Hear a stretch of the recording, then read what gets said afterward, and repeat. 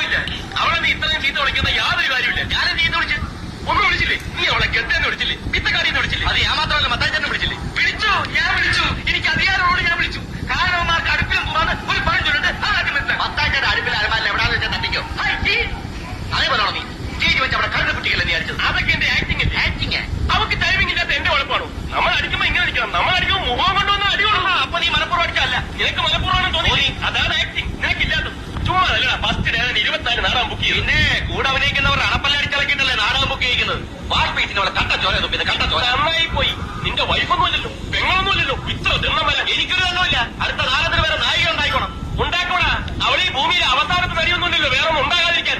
മത്തായിച്ചേട്ടൻ അവൾക്ക് വരം 1000 എണ്ണത്തിന് ഞാൻ കൊണ്ടുവരും. 1000 എണ്ണത്തിന്. 1000 എണ്ണത്തിന് കൊണ്ടുവന്നിട്ട് നിന്റെ അപ്പം ചെലവിന് കൊടുക്കടാ. എടാ ഒരെണ്ണത്തിന് കൊണ്ടുപോടാ. ഒരെണ്ണത്തിന് അവളെ അഭിനയിക്കാൻ കഴിയുന്ന ഒരെണ്ണത്തിന് കൊണ്ടുപോവാ. ശരി, ഞാൻ ഈ വലിയ